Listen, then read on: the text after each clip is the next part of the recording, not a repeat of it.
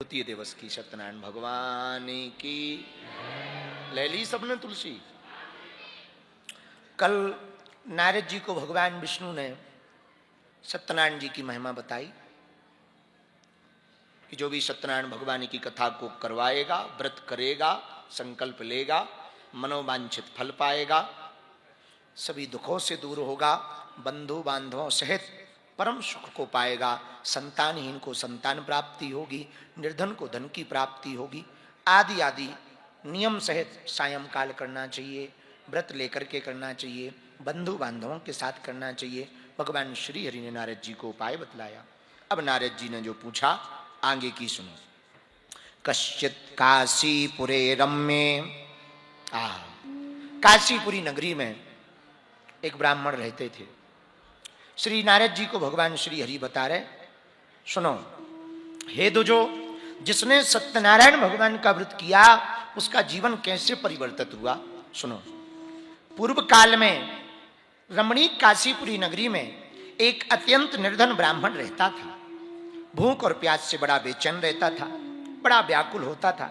जब भूख और प्यास से व्याकुल होता था तो पृथ्वी पर भिक्षा याचन के लिए जाया करते थे। जो भी भिक्षा मिलती उससे अपनी उदर की पूर्ति करते, परिवार का भी भरण पोषण करते।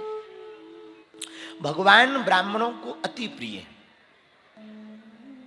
ब्राह्मणों से प्रेम करने वाले भगवान ने जब देखा यह ब्राह्मण बहुत दुखी है तो एक दिन एक वृद्ध का रूप धारण किया भगवान ने और काशीपुरी के उस ब्राह्मण के पास पहुंच गए। आदर पूर्वक पूछा, हे ब्राह्मण, आप अत्यंत दुखी होकर के किस लिए पृथ्वी पर भ्रमण करते हो? इधर उधर क्यों घूमते हो? हे दुज श्रेष्ठ, हमें बतलाओ, मैं आपके बारे में आपसे कुछ सुनना चाहता हूं। तब ब्राह्मण ने हाथ जोड़कर कहा, हे भगवान, मैं अत्यंत दरिद्र हूं, दीन हूं, भिक्षा के लिए पृथ्वी पर घूमता हूं। और कोई उपाय नहीं है जीवन जीने का, भरण पोषण का, भिक्षा यापन ही एक जीवन है। हे भगवान, यदि आप मेरी इस दरिद्रता को दूर करने का यदि कोई उपाय जानते हो तो आप मुझसे कहो, मैं सुनना चाहता हूं। जैसे इतनी बात कही तो ब्राह्मण वृद्ध रूपधारी भगवान ने कहा, हे ब्राह्मण देव, सत्यनारायणो विष्णु वांछितार्थ फला प्रदाः। एक हम पुण्य फल तुम्हें बता रहे। बोले क्या? बोले सत्यनारायण भगवान का। सत्यनारायण भगवान का उत्तम व्रत यदि विधि पूर्वक, श्रद्धा पूर्वक, नियम पूर्वक तुम करोगे, भगवान सत्यनारायण विष्णु भगवान अभीष्ट फल को देने वाले हैं। उस उत्तम व्रत के करने से मनुष्य समस्त दुखों से मुक्त हो जाता है। तो उस ब्राह्मण ने कहा, महाराज इसका नियम क्या है? वृद्ध रूपधारी भगवान ने ब्राह्मण को सत्यनारायण का पूरा नियम बतलाया, व्रत बतलाया और वहीं पर भगवान अंतर ध्यान हो गए। वृद्ध ब्राह्मण ने सोचा, भगवान ने उपाय बतलाया, ऐसे ऐसे करो, केले का फल, घी, दूध, शक्कर चूर्ण, उसके अभाव में साठी का चूर्ण आदि आदि लेवे। इतनी सामग्री कहाँ है? भोजन की तो व्यवस्था नहीं, सामग्री इतनी कहां से आएगी? यही चिंता में ब्राह्मण को रात भर नींद नहीं आई।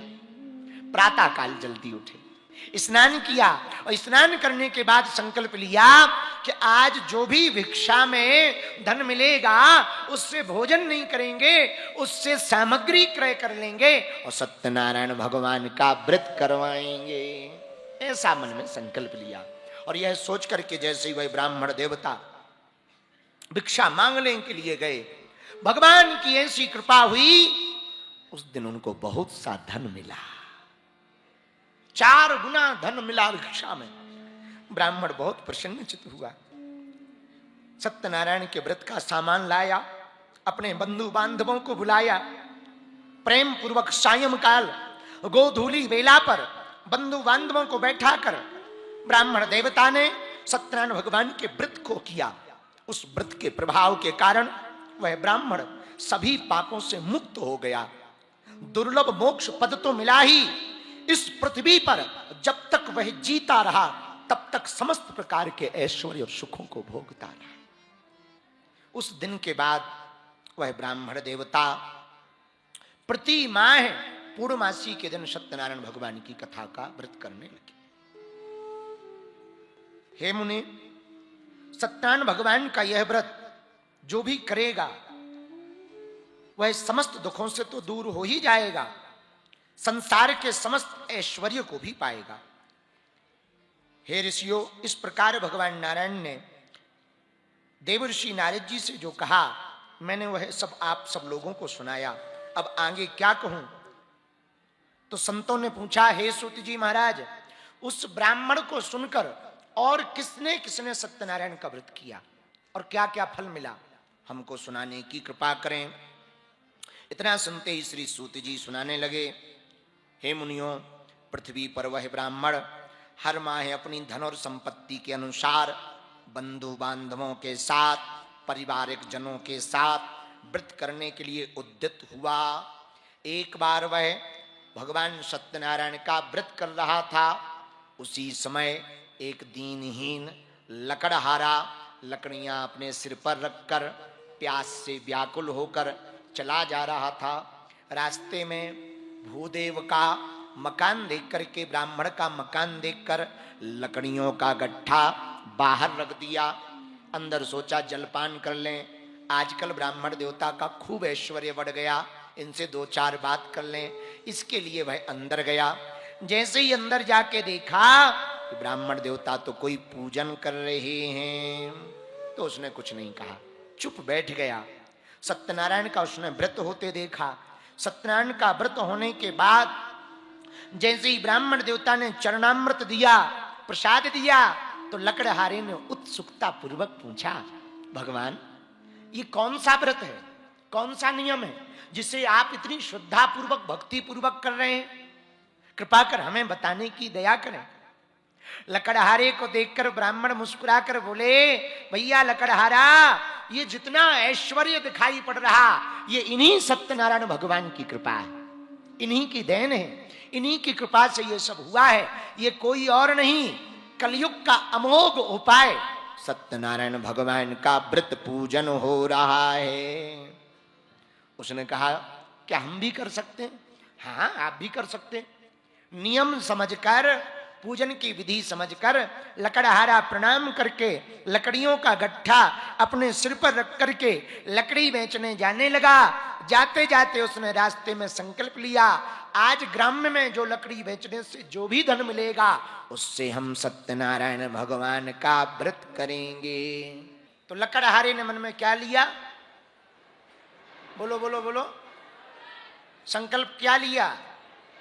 आज ग्राम में लकड़ी बेचने से जो भी धन मिलेगा उससे हम सत्यनारायण भगवान का व्रत करेंगे।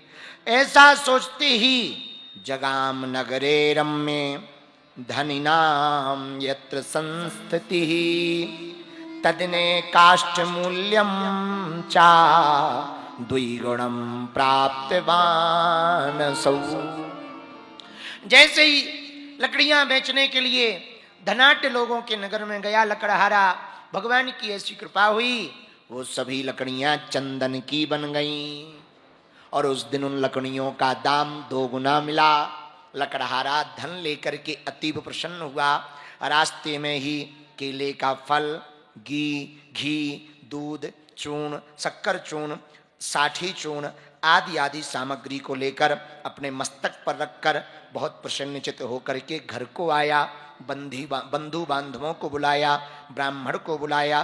ब्राह्मण को बुला करके उसने प्रसन्नचित्त होकर श्री विधि विधान से भगवान श्री सत्यनारायण का व्रत किया, व्रत लिया। उस व्रत के प्रभाव से वह लकड़हारा धन पुत्रादि से संपन्न हो गया। इस लोक में अनेक सुखों को भोग कर अंत में वैकुंठ लोक को चला गया। इति श्री स्कंद पुराणे अंतर्गत रेवाखंडे श्री सत्यनारायण व्रत कथायामो द्वितीयोऽध्याय समाप्तः। वृंदावन बिहारी लाल सत्यनारायण भगवान की जय, बद्रीनाथ भगवान की जय, तुलसी पत्र एक जगह एकत्रित कर लो, बाद में छोड़ देना। कोई भगत जी अपने वस्त्र में एकत्रित कर लें, अगल बगल एक दूसरे को दे करके, बाद में छोड़ देना। बोलो वृंदावन बिहारी लाल की जय। हरे